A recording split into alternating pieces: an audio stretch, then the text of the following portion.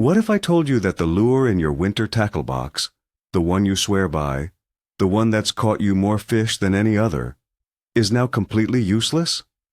It looks the same, it feels the same, but to the fish, it's a ghost. Today, we're not talking about bad luck or slow days. We are talking about the fact that your number one, most trusted winter lure might be dead, and you are the last to know. Stick around, because I'm going to reveal the silent killers that retire our best lures without us even noticing. I guarantee you'll look at your tackle box completely differently after this. So, let me ask you right now, do you truly believe a lure can last forever? Let me know what you think before we even start. We all have one, that old faithful lure, the one we tie on when nothing else is working. It's more than just plastic and hooks, it's a confidence bait. It holds memories of past victories, of giant fish pulled through the ice. We trust it, and that trust is the problem. For generations we've been taught that if it ain't broke, don't fix it. We use the same lures our grandfathers used. We build this almost mythical belief around a certain color or a specific wobble. But the underwater world is constantly changing, and our blind faith in that one magic lure could be the very reason our catch rates are dropping. We're stuck in a habit while the fish have already moved on. First, let's talk about the invisible killer, ultraviolet damage. You leave your tackle box open on the ice, or maybe your favorite lure sits on your dashboard. You think nothing of it. But that sunlight, even on a cloudy winter day, is bombarding your lure with UV rays. It's silently bleaching the vibrant colors, turning that killer chartreuse into a dull, washed-out yellow. Fish, especially in clear water, are incredibly sensitive to color and light reflection. That subtle shift in color that you can barely see is like a giant flashing warning sign to them. Imagine showing up to a party in a faded old suit. That's your lure. It's no longer making the right impression. Now for the sound of silence. Many of our best winter lures, especially lipless cranks and jigs, have internal rattles. They create a specific sound frequency that calls fish in from a distance. But after a few too many collisions with rocks or the bottom of the ice hole, a tiny hairline crack can form. Water seeps in. The BBS get clogged with moisture or rust, and that signature rattle is gone. It's dead silent. You're shaking your rod tip, expecting to call in the cavalry, but you're just moving a piece of plastic. It's like your dinner bell is broken. Imagine you are trying to call your dog, but your whistle is clogged with mud. That's what's happening down there. Here's a sneaky one, the weight problem. This goes hand in hand with those microcracks. When water gets inside a lure, it doesn't just kill the sound, it completely destroys the action. A lure is engineered with a precise weight and buoyancy to give it that perfect flutter on the fall or that tight wobble on the retrieve. Just a few drops of water inside can make it heavy, sluggish, and completely unnatural. That seductive fall that used to trigger strikes now looks like a rock plummeting to the bottom. You can see it yourself. Drop your new lure in a tank next to your old one. You'll be shocked at how differently the old waterlogged soldier sinks. Let's get into the pressure cooker effect. Think about your local lake. How many other anglers use that same hot lure you do? On highly pressured bodies of water, fish aren't stupid. They learn. After seeing the same lure, with the same color and same action, swim by 1,000 times, they associate it with danger. It's like they've been educated. Your lure isn't just ineffective. It might actually be spooking fish away. You might be fishing in a school of hungry walleye, but you're throwing the one thing they've been taught to avoid their entire lives. It's the classic case of a lure being too popular for its own good. Next up is the baitfish shift. The ecosystem under the ice is not static. One year, the primary forage might be small yellow perch. A few years later, due to environmental changes, it could be shiners or smelt. If your favorite lure perfectly imitates a perch fry, but the fish are now exclusively feeding on silver-sided shiners, you're throwing the wrong meal. You're offering them a steak when all they want is chicken. It's crucial to pay attention to what the current primary forage is. Your lure isn't broken, but its relevance has expired. It's a perfect imitation of something the fish simply don't care about anymore. Consider the scratched lens, or more accurately, the damaged eyes on your lure. We often overlook them, but those little plastic or painted eyes are a major trigger point for predator fish. They lock onto the eye before they strike. What happens when one of those eyes is gouged out from a rock, or scuffed up so badly it no longer reflects light? To a fish, it looks unnatural, like a sign of disease or injury that makes it wary. It breaks the illusion. Think of it like a photograph. If the eyes are out of focus, the entire image feels wrong. That's what a fish sees in a lure with busted up eyes. And for you spoon fishermen, there is the dull blade. The magic of a jigging spoon is its flash. It's designed to catch and reflect light, mimicking the panicked flash of a dying bait fish. Over time, that shiny chrome or gold finish gets covered in micro scratches. It gets tarnished and dull. The flash that once drew fish in from 20 feet away is now a weak, pathetic glimmer. It's lost its voice. You're working it just right, but it's no longer sending out that powerful visual signal. Imagine a lighthouse with a dirty, grimy lens. It's just not doing its job anymore. Let's discuss the bend and snap. This is especially true for crankbaits or jerkbaits with a specific body shape. You get a snag and pull hard. Or maybe you step on it by accident in the boat. The lure's body gets a tiny, almost imperceptible bend in it. You might not even notice it. But that slight deformation is enough to completely ruin its finely tuned action. That perfect tight wobble is now an erratic, unnatural spin that fish won't touch. It's like trying to drive a car with the alignment way off. It just won't go straight, and in this case, it won't swim right.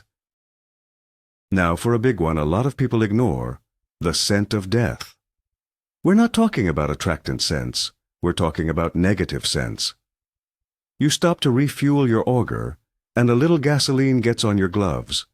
Then you handle your lure, or you put on sunscreen, or bug spray. These chemical smells are completely alien and alarming to fish. Their sense of smell is thousands of times better than ours. You could be presenting a perfect-looking lure, but if it smells like a chemical factory, fish will turn away in an instant. It's like being served a beautiful meal that smells like poison. Let's talk about the business end, the hooks. We usually only think about hooks when they get dull, but there's more to it. When treble hooks start to rust, they don't just lose their sharpness.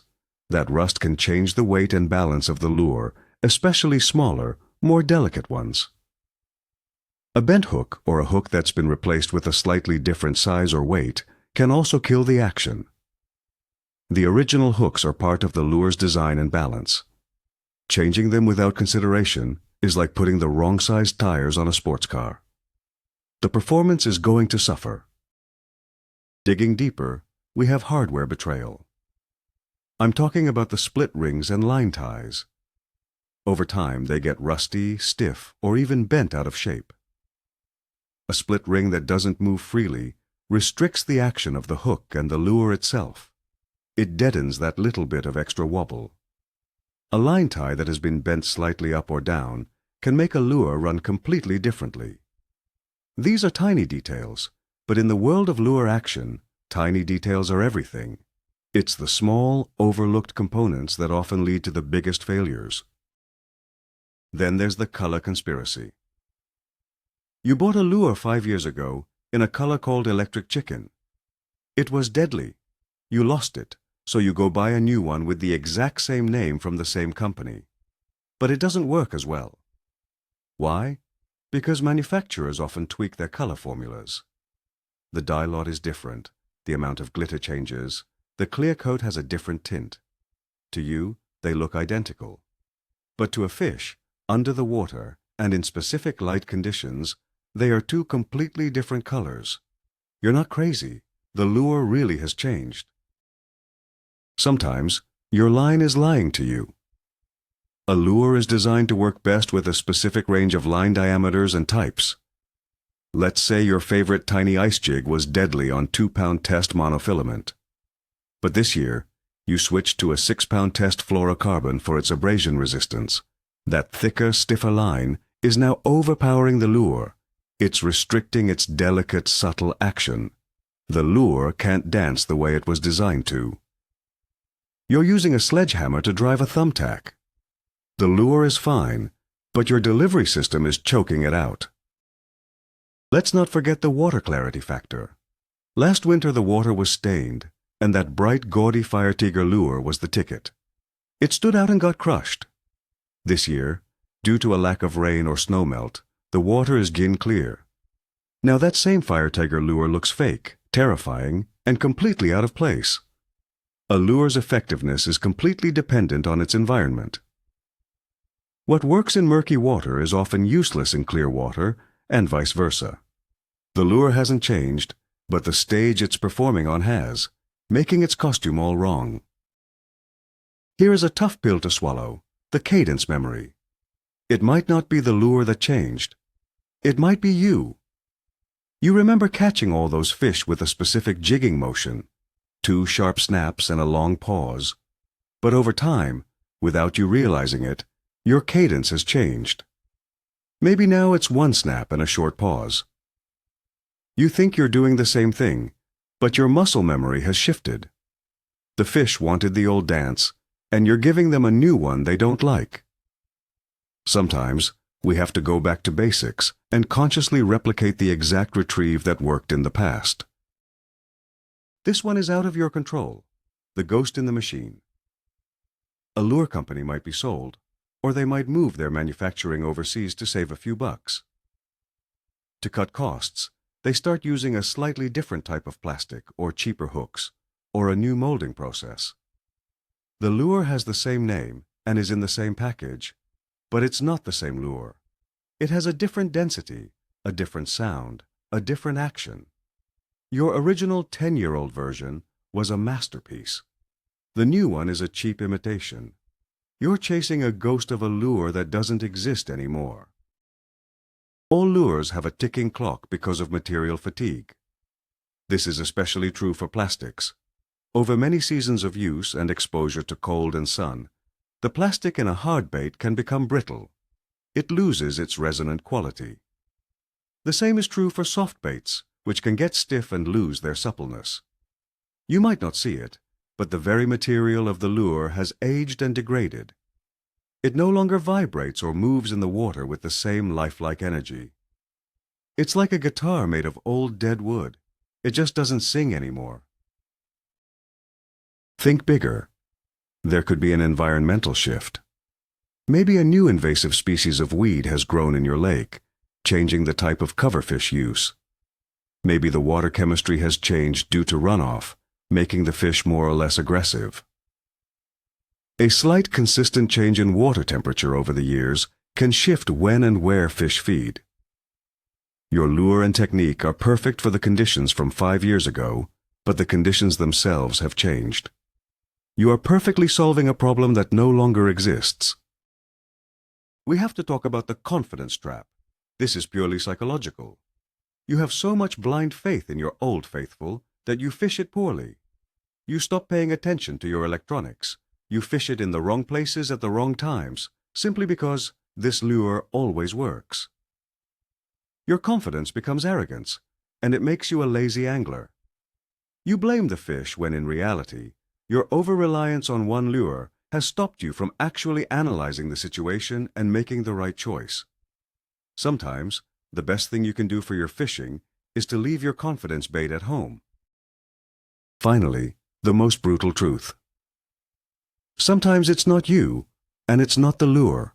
It's the fish. The fish population in your lake has changed. Maybe that incredible year class of 3-pound walleye that loved your jig has been fished out. Now the lake is full of smaller, younger fish that prefer a different-sized meal. Or maybe the bigger, older fish have simply died of old age. You're trying to catch fish that are no longer there. Your lure is a perfect key for a lock that has been changed. It's a sad reality, but one we have to consider. So, what's the big takeaway here? It's that your lure is not a magic wand. It's a tool with a lifespan, specific operating conditions, and a whole host of enemies trying to kill its effectiveness, from the sun in the sky to your own bad habits. The real aha moment is realizing that our job as anglers isn't just to find one lure that works, but to constantly evaluate why it works, and more importantly, to recognize the moment it stops working. The real skill is knowing when to retire an old soldier and promote a new one from the tackle box. This knowledge is what separates the angler who gets lucky once from the one who consistently catches fish year after year. Thank you for sticking with me through that. I know it's a lot to think about, but I hope it helps you on the ice. If it did, please hit that like button and subscribe for more content that challenges the way we think about fishing. And now I have to ask you, what's the one old faithful lure in your box that you refuse to give up on, even if you suspect it's lost its magic? Let me know its name and your story in the comments below. I can't wait to read them.